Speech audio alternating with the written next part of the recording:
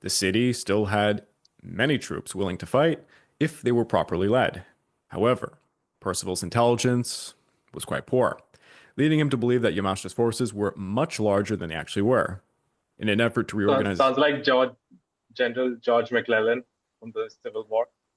yeah, exactly. In an effort to reorganize his defenses, Percival attempted to create a brigade from various units, which he named the Tom Force, led by Lionel Thompson.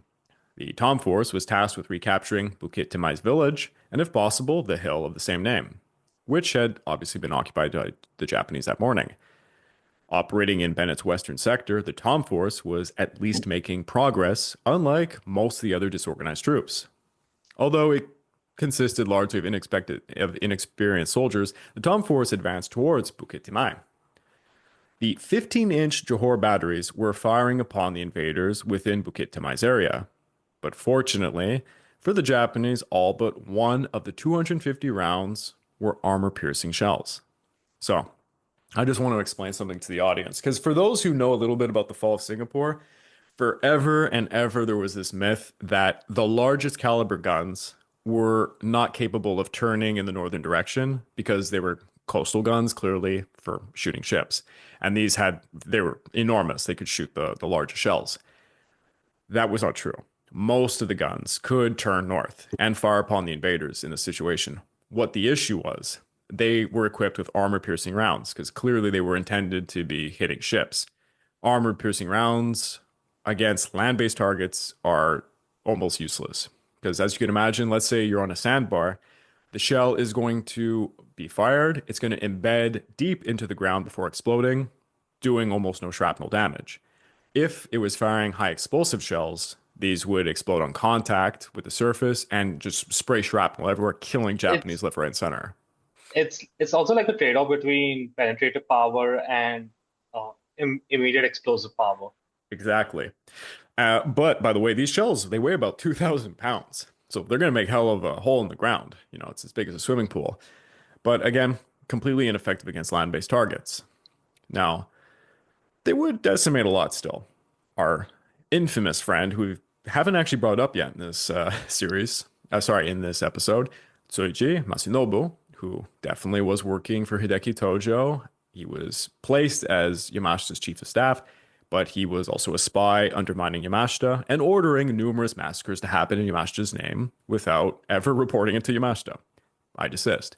Toji was driving through the crossroads at Bukit Sangjang when, quote, he had this to say, "The blast jarred our spines, the flash seared my eyes, and I was thrown into the roadside ditch.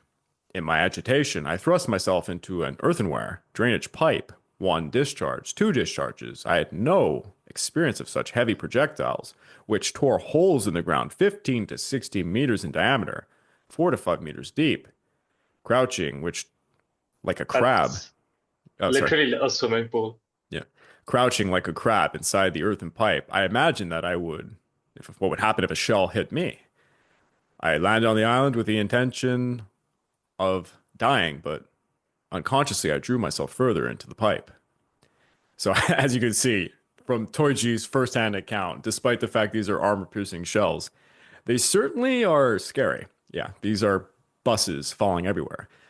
The Tom Force counterattacked. Sorry, the Tom Force counterattack was halted at Bukit Timai, where it faced heavy bombardment from Nels and Betty bombers that shifted their focus from targeting Keppel Harbor to attacking infantry trying to seize back Bukit Timai. No. As the night fell, the Japanese began shelling their positions, forcing them to retreat. In light of the unsuccessful attempt to reclaim Bukit Timai and the increasing discontent amongst his troops, Percival decided to consolidate his forces around the city.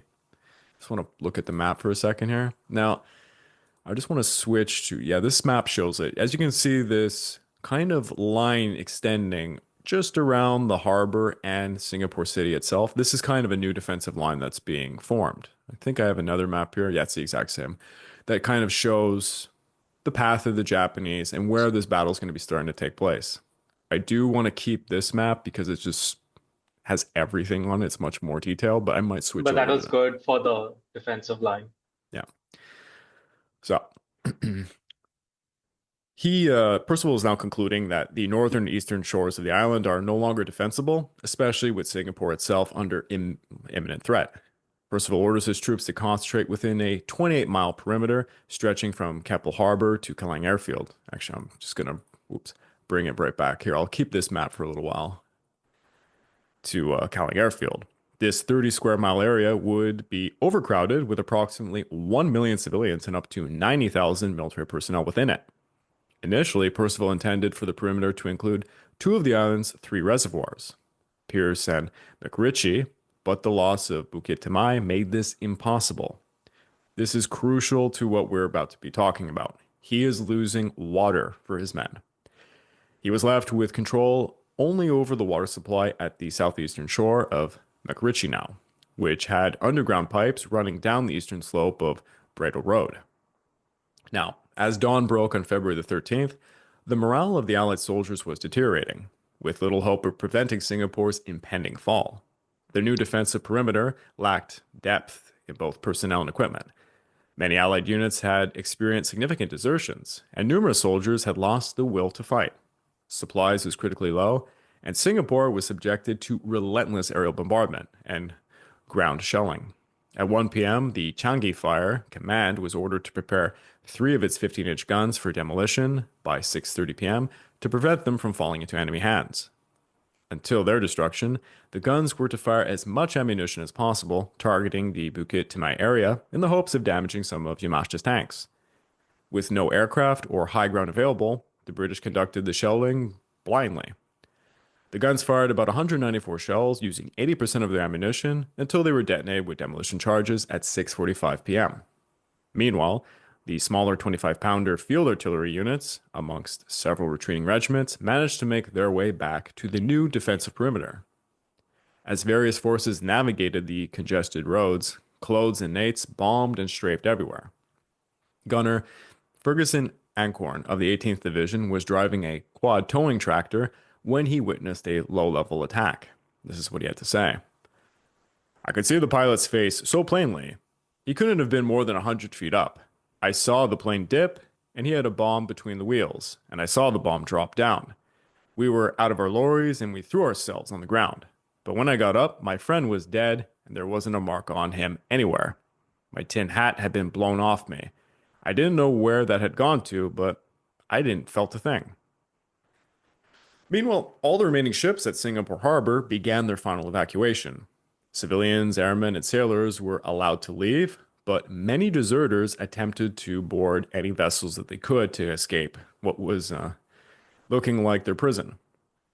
The HMS Durban was designated as the flagship for a convoy escorted to head out to Batavia and Java's main port. Other warships included the destroyers Jupiter and Stronghold, who would try to assist them. Radio Tokyo had assured that there will be no Dunkirk for Singapore, and they were serious about it. Estimates were quite wide, but some reports suggest about 5,000 people departed Singapore on approximately 44 ships, and around 40 of them would be sunk. About 1,250 of those passengers managed to reach India or Australia, with many being civilians mixed in with military personnel. These ships were targeted by Japanese aircraft, and those who survived faced heavy shelling in the Bangka Straits, though some fortunate individuals were rescued by IJN warships, and they were permitted to surrender. The situation at Alexandria's hospital in Singapore City on Saturday, February the 14th, was even more dire. A gunner named Ancorn, who actually we mentioned previously, was severely injured during an air raid, and he was taken to the hospital, where he had to undergo a leg amputation. He was given a significant amount of morphine, and he drifted in and out of consciousness. When he learned that the Japanese had entered the building, he spoke to a patient in the bed next to him. He said this: "Aren't they Japanese soldiers?" The guy said, "Yes." I said, "What are they doing?" He said, "They're taking people to the front lawn and they're killing them." I said, "Oh, I see." And then he lost consciousness.